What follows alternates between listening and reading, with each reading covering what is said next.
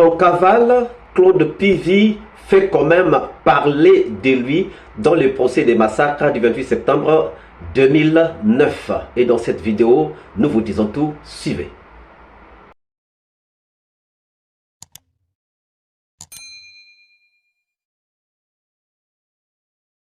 Bonjour, bonsoir, cela dépend de l'heure à laquelle vous regardez cette vidéo et bienvenue si vous nous découvrez pour une première fois. Encore un réel plaisir pour moi de venir devant vos écrans vous exposer les analyses du Soleil d'Afrique comme d'habitude. Aujourd'hui encore, nous faisons un retour sur le procès des massacres du 28 septembre 2009, donc avec le début donc de ces phases d'audition des témoins, mais surtout avec Claude Pivy qui fait parler de lui par la bouche donc de son avocat. Son avocat qui est venu faire deux demandes express, deux demandes un peu osées, deux demandes un peu farfelues. Mais on vous laisse d'abord suivre ce qu'il a dit et nous revenons donc pour l'analyse. Suivez.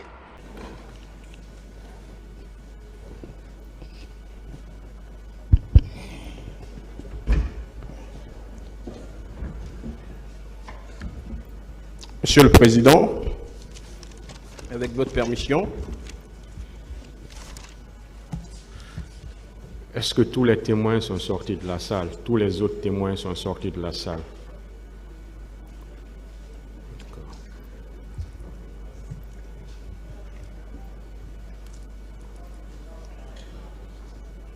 Oui. Merci, Monsieur le Président, distingués assesseurs. Tout à l'heure, Monsieur le Président, à l'appel des accusés, je ne sais pas si vous avez constaté, mais vous avez prononcé le nom du colonel Claude Pivy et il n'y a pas eu de réponse. Je m'attendais quand même à ce que le tribunal interroge le parquet sur la situation du colonel Claude Pivy, qui est non présent dans la salle. Alors, Monsieur le Président, vu que votre juridiction s'apprête à auditionner les témoins dans cette affaire et qu'il y a un des accusés, Monsieur le Président, qui est absent ou qui est non présent dans cette salle, je voudrais poser cette problématique puisque les questions vont sûrement concerner mon client, le colonel Claude Pivy. Les témoins qui vont défiler devant votre barre, Monsieur le Président, à la barre de ce tribunal, vont sûrement mentionner le nom du colonel Claude Pivy, qui est non présent. Et Monsieur le Président, il vous souviendra que le colonel Claude Pivy, ainsi que les autres accusés dans ce box, pour la plupart, est venu se constituer prisonnier à la veille du 28 septembre 2022, démarrage bien entendu de ce procès. Alors, il se trouve que Monsieur le Président, honorables assesseurs, le colonel Claude Pivy n'est pas dans le box ce matin au démarrage de ce procès, ou à la reprise de ce procès, si vous voulez. Monsieur le Président, j'aimerais savoir où se trouve le colonel Claude Pivy à date, mon client. Et je vous saurai gré de bien vouloir poser cette question au ministère public qui a reçu la constitution de prisonnier de mon client, colonel Claude Pivy, qui n'est pas présent cette matinée dans la salle de ce procès du 28 septembre. Alors, tenant compte, Monsieur le Président, des témoignages qui vont être faits à la barre de ce tribunal, et pour le respect du principe du contradictoire, Monsieur le Président, j'estime qu'on ne pourrait pas continuer dans ce procès si vous ne prenez pas les dispositions. S'il vous plaît, excusez-moi. Monsieur, je vous vois avec une chemise, est-ce que vous êtes venu pour témoigner dans cette affaire? Voilà. Interprète, aidez-le, allez. Et les gardes qui sont postés aux différentes rentrées, tous qui rentrent, s'il vous plaît, demandez-leur s'ils sont venus pour témoigner et vous leur indiquez la voie. Je m'adresse aux gardes qui sont devant les différentes rentrées de la salle d'audience. Continuez, allez-y rapidement, maître. Monsieur le Président, je ne vais pas monopoliser la parole. Vous voulez savoir où se trouve votre client. C'est ça la problématique. Monsieur le Président, je voudrais mettre à votre connaissance que mon client n'a pas répondu à l'appel ce matin. Vous l'avez déjà dit, je Voilà. veux qu'on aille rapidement. En plus, Monsieur le Président, permettez-moi de continuer. Permettez-moi. Monsieur le Président, n'étant pas dans la salle, et il est accusé dans ce procès, il y a des témoins qui s'apprêtent à venir déposer dans cette salle, et il sera sans aucun doute concerné par ces témoignages. Alors, je vois très mal la continuation de ces dépositions tant que le ministère public n'a pas mis tout en œuvre pour ramener mon client dans la salle. Quelle est la problématique? Donc, maître? la Faut qu'on aille problématique est que rapidement. mon client n'est pas là, il ne pourra pas être à même d'entendre les témoignages qui seront déposés ici pour préparer sa défense.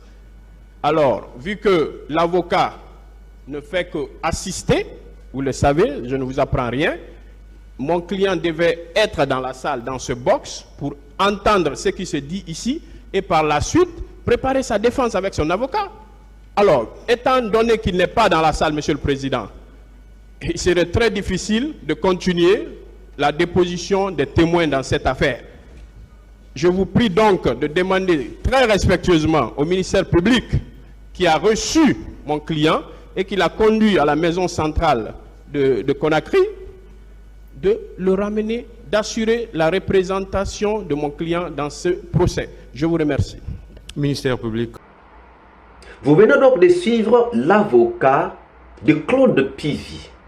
On croyait qu'il allait peut-être rester tranquille, ne pas parler, rester peut-être à la maison puisque son client n'est pas là.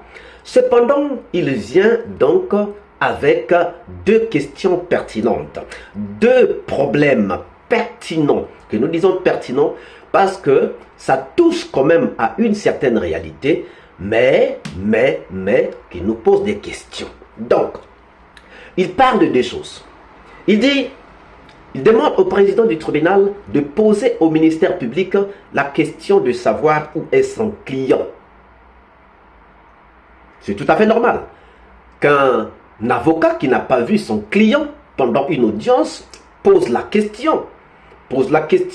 Mais comme il doit poser la question directement donc, au ministère public, il doit passer par le président du tribunal qui a le droit d'accorder la parole ou pas. C'est tout à fait normal.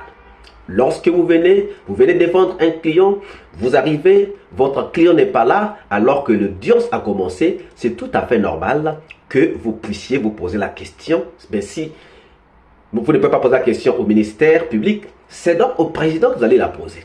Et il a bien fait de poser sa question donc au président, ou de demander ou de charger le président de poser la question au ministère public pour dire où est-ce que se trouve son client. C'est tout à fait normal pour un avocat. Mais ne peut demander ses comptes qu'un avocat qui n'est pas au courant de ce qui est en train de se passer. Ne peut poser cette question, ne peut faire cette demande qu'un avocat qui est venu, qui est surpris de ne pas voir son client dans le box des accusés. Mais ce n'est pas le cas pour l'avocat de Pivy, Maître Chérif. Ce n'est pas le cas. Il n'est pas sans ignorer ce qui est en train de se passer. Il sait bien pourquoi son client n'est pas dans le box des accusés. Il n'est pas obligé de faire la demande au président du tribunal, qu'on demande ou qu'on fasse la demande d'explication au ministère public, puisqu'il est au courant de ce qui se passe. Maître Chérif a-t-il donc le droit de poser cette question? Nous pensons que non. Ce problème peut être posé lorsqu'on comprend déjà, lorsqu'on sait déjà ce qui se passe. Mais lorsqu'on a déjà l'information de ce qui se passe, ce problème ne peut pas se poser. Ce problème ne peut pas être posé. Maître Chérif sait pourquoi son client n'est pas dans le box des accusés. Nous savons que lorsque quelqu'un est emprisonné, cela ressort donc du droit du ministère public. Parce que c'est le ministère public qui fait emprisonner les gens contre lesquels il a des problèmes. Donc du coup, puisque c'est le ministère public qui met ces personnes en détention, ça veut dire que le ministère public est bien responsable de la santé, du repas, de la sécurité de ces prisonniers. On est tout à fait d'accord. Mais le ministère public ne les garde pas lui-même. Le ministère public les remet entre les mains des autorités compétentes pour les garder, compétentes pour les nourrir, compétentes pour les soigner. Bien que c'est sous leur supervision, à un certain moment, on est tout à fait d'accord. Mais du moment où quelqu'un qui était fait prisonnier s'est échappé, s'est évadé, donc pour s'échapper du ministère public qui l'a emprisonné, nous pensons que ce n'est pas au ministère public qu'il faut demander des comptes, mais il faut demander des comptes peut-être à ceux qui étaient en train de les garder et surtout même à son propre client qui s'est échappé, qui s'est évadé. Il sait pourquoi il est en train de s'évader. PV ne s'est pas évadé par hasard. S'il ne s'est reproché de rien, il n'allait pas s'évader. S'il s'évade, c'est parce qu'il a compris qu'il va tomber dans les filets donc, du ministère public. Voilà pourquoi il s'est évadé pour échapper au ministère public. Donc, on ne trouve pas de raison de pouvoir incriminer le ministère public dans cette affaire. La question de savoir où se trouve son client, Maître Chérif devait la poser à Claude Pivy. Vous vous souviendrez que les dernières nouvelles que nous avons eues de Claude Pivy, c'est de la bouche de Maître Chérif qui avait parlé avec Pivy, qui a dit que non, j'ai parlé avec lui, il veut se rendre, mais il a peur de se rendre, qu'il cherche des garanties, que parce qu'on a cité son enfant. Qui nous a donné les dernières nouvelles de Pivy? C'est bien Maître Chérif. Mais pourquoi c'est Maître Chérif qui a les nouvelles qui avait eu les dernières nouvelles sur Pivy, qui vient encore nous demander au ministère public de pouvoir dire où se trouve son client? Lui, lorsqu'il a parlé avec lui, quelles sont les questions qu'il lui a posées? Est-ce qu'il ne lui a pas demandé là où il se trouvait? Donc c'est lui qui devrait normalement avoir savoir en fait, là où se trouve son client Claude Pivy. C'est carrément simple. S'il avait voulu que son client soit dans le box, puis c'est ce qu'il dit, que son client devait être dans le box mais il n'était pas là, puisqu'il voulait que son client soit dans le box des accusés, il aurait demandé à son client, puisqu'il est conseil de son client, il aurait demandé à son client de revenir dans le box des accusés, de donner sa position, et lui il n'avait qu'à communiquer le numéro avec lequel il a communiqué avec Pivy, le remettre aux autorités pour que les autorités puissent repérer là où il se trouvait et peut-être faire un cercle pour l'attraper. Mais il ne l'a pas fait. Donc ce n'est pas à lui de venir demander que le ministère public dise là où se trouve son client. Deuxième demande qu'il va faire, il va demander qu'on puisse annuler, qu'on puisse reporter l'audience jusqu'à ce que son client va revenir dans le box des accusés. C'est comme si c'est à nous de pouvoir lui apprendre qu'il y a aussi des jugements par contumace. Ce n'est pas à nous quand même de lui apprendre. Il ne regarde pas, il ne se met pas à la place d'autres prisonniers. Il y a des prisonniers qui sont là depuis très longtemps et qui n'ont pas à être là, qui n'ont pas de vrai motif pour être là, mais qui sont là. Il y a des gens qui ont besoin de liberté. Donc on reporte encore. Combien de temps on va faire pour attraper Pivy?